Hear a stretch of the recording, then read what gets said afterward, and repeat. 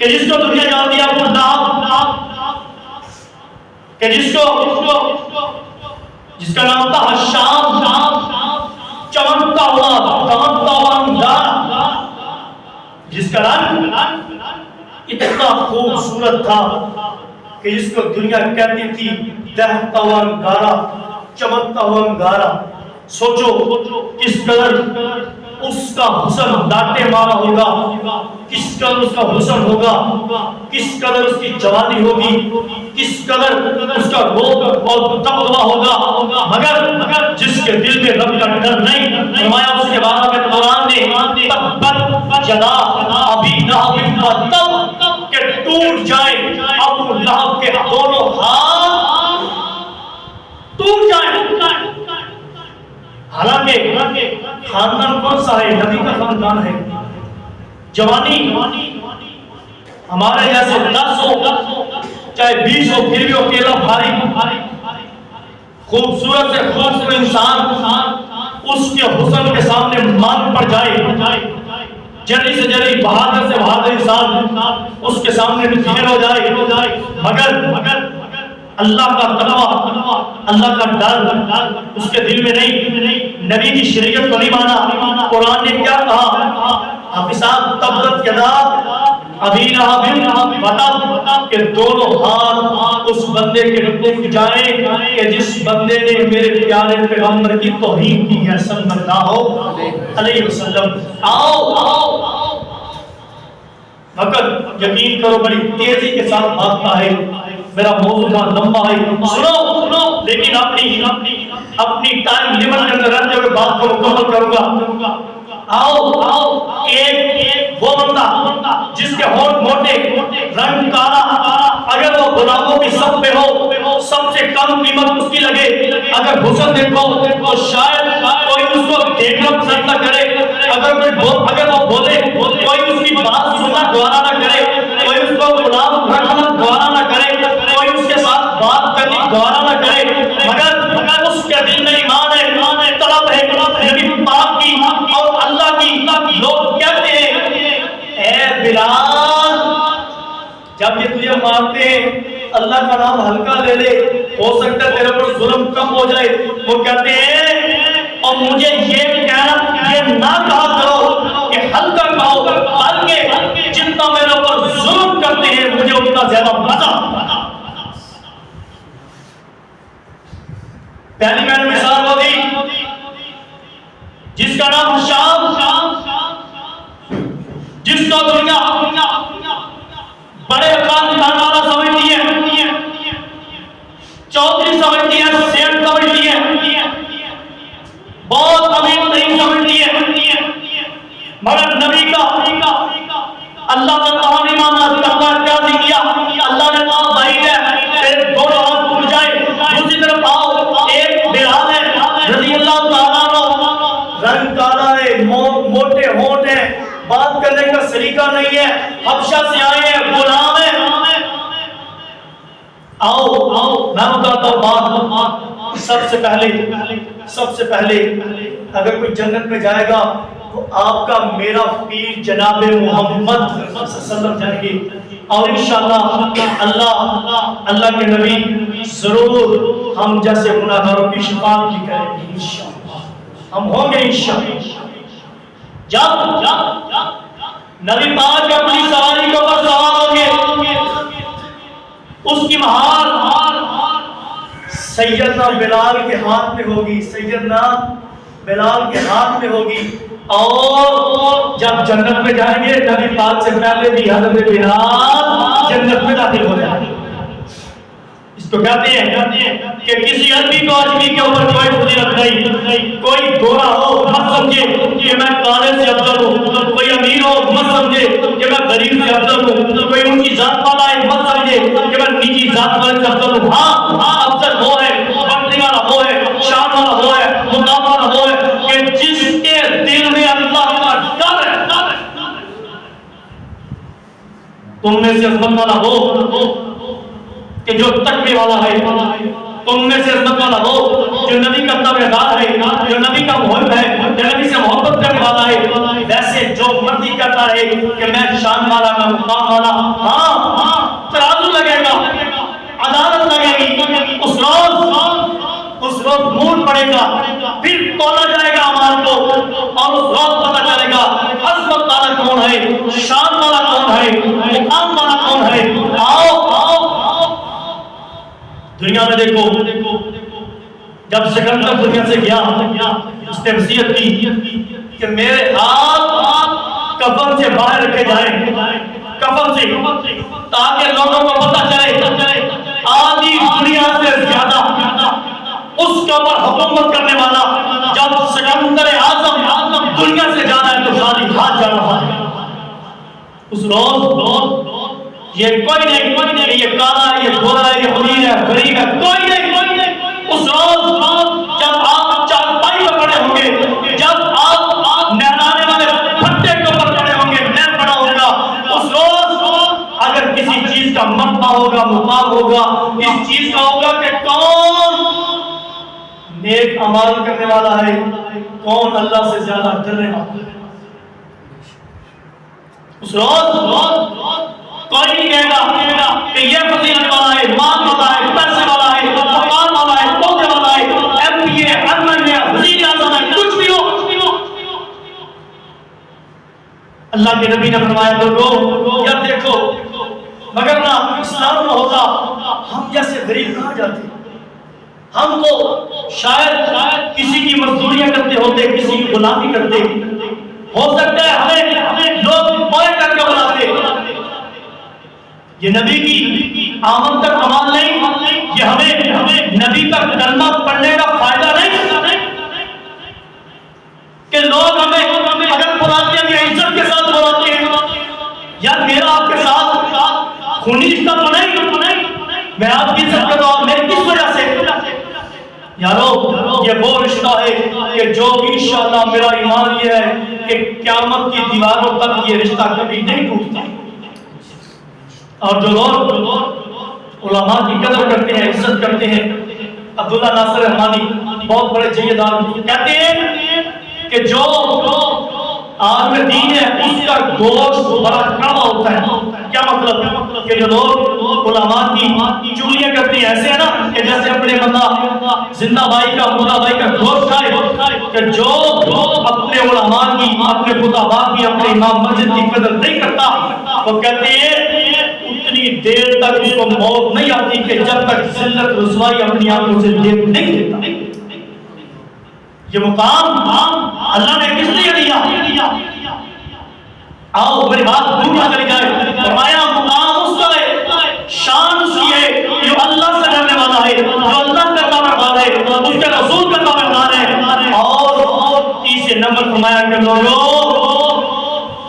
اللہ نے تمہارے لیے دوسرے مسلمان کی جان، مال اور عزت کو حرام کر دیا ہے۔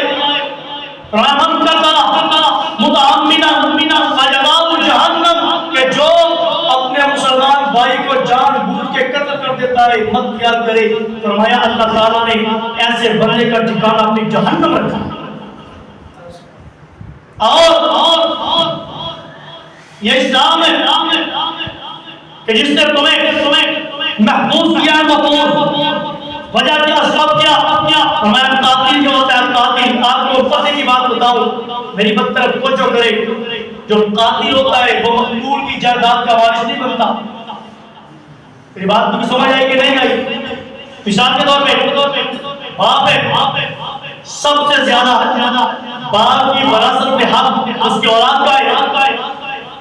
اگر بیٹی یا بیٹا استغفر اللہ معاذ اللہ اپنے باپ کو قتل کرتی ہے، چاہے بیٹی ہو یا بیٹا، فرمایا جو قاتل ہے مقتول کی جائیداد کا وارث نہیں ہو سکتا، چاہے بیٹی ہو یا بیٹا ہو۔ اگر وہ اپنے وارث کو قتل کر دیتی ہے، فرمایا قتل کرنے کے بعد وہ اپنے باپ کی جائیداد کی وارث نہیں بن سکتی۔ یہ تحفظ کس نے دیا؟ اسلام نے فرمایا کہ لوگوں تمہارے لیے تمہارے بھائی کی جان، مال، عزت تمہارے لیے حرام، یا کیا ہوتا ہے؟ ذرا سی لچک ملی کسی کے اولاد کے اوپر قبضہ ہے، کسی کے مکان کے اوپر قبضہ ہے، کسی کے مال کے اوپر قبضہ ہے، یا کسی کے اور چیز کے اوپر قبضہ. سنو حدیث آئی ہے تو سنو. انشاءاللہ زندگی رہی ابھی میرا یہ خطبہ کافی باقی ہے، انشاءاللہ پھر بیان ہوگا. میرا ٹائم بالکل قریب ہو گیا اور اس گھڑی کے مطابق ہو گیا ہوگا. اللہ کے نبی نے فرمایا کہ جو بندہ کسی مسلمان بھائی کی ایک بارش جنہوں پنجابی کے گٹ کہندے ہو گٹ، ایک بارش کسی بھائی کی زمین کے اوپر نجائز قبضہ کیا، نجائز قبضہ کیا، فرمایا کل قیامت کا روز ہوگا. اللہ تعالیٰ ایسے بندے کے گلے میں 7 زمین 7 آسمان اس کا تعاون بنا کے اس کے گلے میں ڈال دیں گے اور کہیں گے یہ وہ زمین جس کو تمہیں دنیا میں رکھتے ہوئے ظلم زیادتی کے ساتھ لوگوں سے اٹھائی تھی، آج تمہارے جرم کی یہ سزا ہے. لوگ دیکھتے ہی نہیں، لوگ کسی کا مال دیکھتے ہی نہیں، لوگ کسی کی پلات دکان دیکھتے ہی نہیں اور کسی کی عزت کو دیکھتے ہی نہیں. اور میں نے آگے بتایا اللہ کے نبی نے 3 چیزیں بیان کی. فرمایا تمہارے لیے تمہارے بھائی کی جان، کسی کی جان نہیں لینی، کسی بھائی کی عزت ہو، عزت کو پامال نہیں کرنا. ہمارے یہاں کیا ہوتا ہے، ذرا سی بات کے اوپر ہم دوسروں کی عزت کو اچھالتے ہیں، ہم اس کی بہو بیٹی کی عزت کو اچھالتے ہیں، ہم انگلیاں کرتے ہیں، تان دیتے ہیں، ہم تکبرانہ لہجے سے ہم لوگوں کی عزتوں کے ساتھ کھیلتے ہیں. اور میرے بھائی کا دوست، حالانکہ مثال کے طور پہ اگر آپ کو کسی کی کوئی بری بات کا پتہ چلا جس سے اگر پھیلاؤ گے اس کی عزت خراب ہوگی، عزت پامال ہوگی. اگر آپ اس کی عزت کا خیال کرتے ہوئے آپ اس بات کو نشر نہیں کرتے، آپ بات کو نہیں پھیلاتے، اپنے سینے میں دفن کر لیتے ہیں اور اللہ تمہیں اس جگہ میں عزت دیں گے جہاں تمہیں عزت کی ضرورت ہوگی. مثال کے طور پہ کسی کی عزت پامال ہو رہی ہے، یا چاہے جھوٹ بول کے کچھ بھی ہو، عزت بچا لو، اگلے کی عزت کی حفاظت کرو. یہ نہیں ایک بات کا پتہ ہے 4 اپنی طرف سے لگا کے اگلے کی عزت خراب کرو. نہیں میرے بھائی، یہ نہیں. بدتونی شخص جو زیادہ باتیں کرتا ہے، وہ زیادہ غلطیاں کرتا ہے. بھائی آپ تو بولو، اچھا بولو، نہیں تو اپنی زبان کو لگام دے کے رکھو، چپ رہو. اگر کسی کو کوئی بات کا پتہ چلا ہے تو خاموش رہو، اور اگر خاموش رہو گے میرا ایمان یہ ہے اللہ تمہیں اس جگہ پہ عزت دے گا جہاں تمہیں عزت کی ضرورت ہے. اور اگر تم کسی اپنے بھائی کو ذلیل کرو گے اپنی زبان کی وجہ سے، تان کی وجہ سے، تاننے کی وجہ سے، اس دن سے بھی مت بھولنا کہ جہاں تمہیں عزت کی ضرورت ہوگی اللہ تمہیں وہاں ذلیل کرے گا. رات یہ وہ باتیں ہیں جو میرے پاک پیغمبر جناب محمد صلی اللہ علیہ وسلم نے اپنے آخری خطبہ حجۃ الوداع میں ہمیں سمجھائی. انشاءاللہ ان کے بعد جو میرا خطبہ ہوگا بقیہ باتیں انشاءاللہ تب ہوگی. اللہ سے دعا ہے کہ جو کچھ میں نے بیان کیا سب سے پہلے مجھے آپ کو اس کے اوپر عمل کرنے کی توفیق عطا فرمائے. آپ کو پتہ ہے کل انشاءاللہ عید کی نماز ہے. ہم نے پہلے عید کی نماز کا اعلان کیا 7 بجے. میرا خیال ہے کہ 7 بجے کافی سورج نکل آتا ہے اور ہم دیر نہ ہو جائے. اگر آپ ساتھی اجازت دے تو تقریباً 5 منٹ ہم 4 بجے نماز ہو رہی ہے. اگر اس حساب سے بھی دیکھا جائے تو تقریباً 3 گھنٹے مزید مل جاتے ہیں. سوری 2.5 گھنٹے میں تقریباً ہر بندہ تیار ہو جاتا ہے. اگر آپ کو پتہ ہے میں جلدی ہوتی ہے قربانی کرنے کی، اگر ہم 6:30 بجے نماز پڑھ لیں تو کیا یہ ٹھیک ہے کیوں بھائی 6:30 بجے ہم نماز کر لیں؟ بھیا صاحب نے بھی چھوٹے صاحب نے ماشاء اللہ سیرا نام کیا اتنا ایک بندہ کیا دے تسلی ہو جائے کیوں بھائی ٹھیک ہے جی اچھا ایسا کرتے ہیں جو بندے کہتے ہیں 6:30 بجے اتنا ہاتھ کرنا 6:30 بجے ہاتھ کرنا اب 7 بجے ہاتھ کرنا 7 بجے 7 بجے سبھی کم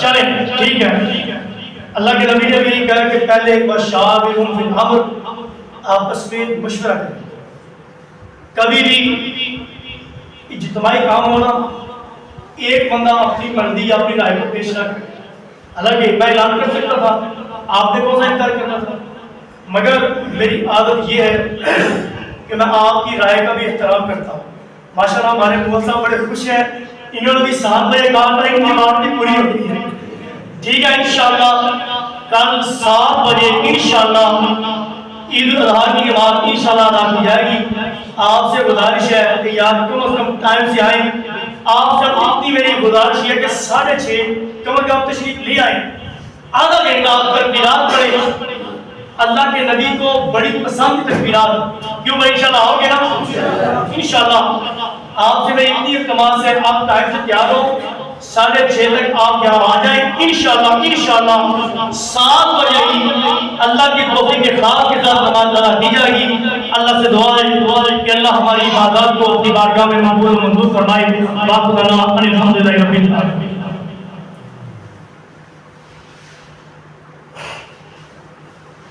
ان الحمد للہ نحمده ونستعينه ونستغفره ونعوذ بالله من شرور انفسنا ومن سيئات اعمالنا من يهده الله فلا مضل له ومن يضلل فلا هادي له ونشهد ان لا اله الا الله وحده لا شريك له ونشهد ان محمدا عبده ورسوله ما بعد فإن خير الحديث كتاب الله وخير الهدي هدي محمد صلى الله عليه وسلم وشر الأمور محدثاتها وكل محدثة بدعة وكل بدعة ضلالة وكل ضلالة في النار سبحانك ربك رب العزة عما يصفون وسلام على المرسلين والحمد لله رب العالمين